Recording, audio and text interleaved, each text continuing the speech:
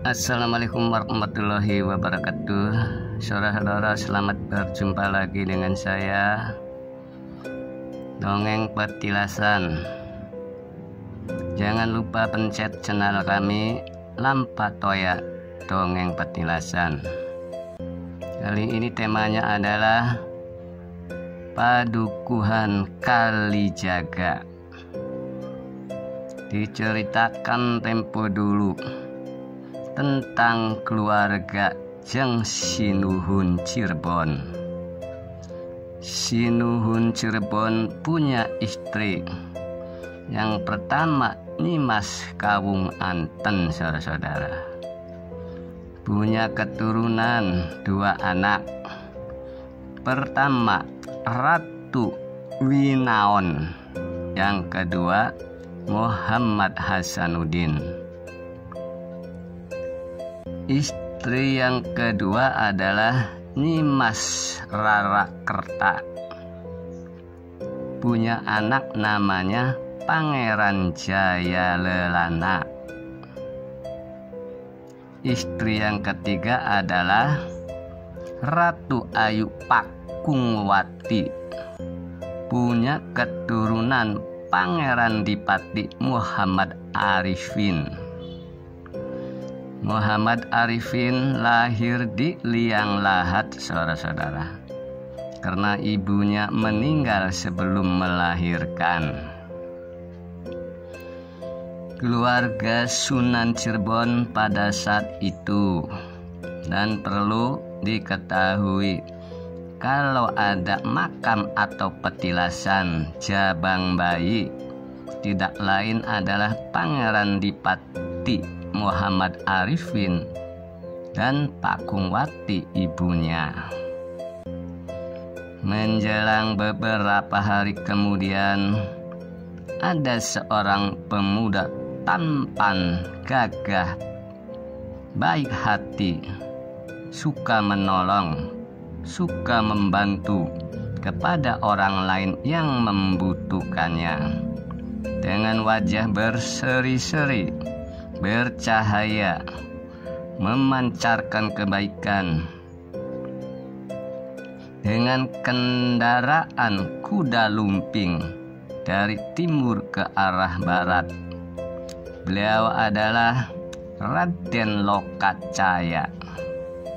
Dengan tujuan tidak jelas, menuruti kehendaknya saja. Jeng Sunan Cirebon lagi di kebun. Tiba-tiba dilihatnya ada orang yang sedang mengendarai kuda lumping. Lalu dihentikannya oleh Sunan Cirebon sambil berkata, "Rai, apakah sudah berhasil? Apa yang Rai maksud?" konon katanya. Lokacaya ketawa sambil sungkem. Lalu Sunan Cirebon tersenyum. Lokacaya berkata, "Paduka bukan orang sembarang. Tahu kepribadian orang lain, layak Paduka disebut wali kutub," konon katanya. Pada akhirnya Raden Lokacaya banyak belajar ilmu agama kepada Jeng Sunan Cirebon. Lalu diperintahlah Lokacaya bertapa atau puasa di kebun di pinggir kali tersebut, menjalani ajian jaya sampurna dengan syarat sepertiga malam harus mandi atau tiap tengah malam harus mandi. Karena tapanya di pinggir kali, maka diberi nama Ki Kalijaga. Padukuhan tersebut dinamakan Padukuhan Kalijaga, saudara-saudara. Kalijaga banyak belajar ilmu agama kepada Sunan Cirebon. Maka beliau banyak masyarakat yang berdatangan untuk belajar agama. Di antaranya santrinya yang bernama Ki Katim. Setelah Ki Katim berhari-hari, berminggu-minggu belajar tentang agama, maka dapat gelar Syekh Katim, saudara-saudara. Karena zaman sekarang sih mungkin sudah katam gitu ya, jadi pandai mengaji, maka dapat gelar Syekh Katim atau Guru Katim, Ustadz Katim. Lalu selang beberapa tahun Syekh Katim diangkat menjadi sunan, namanya Sunan Kudus.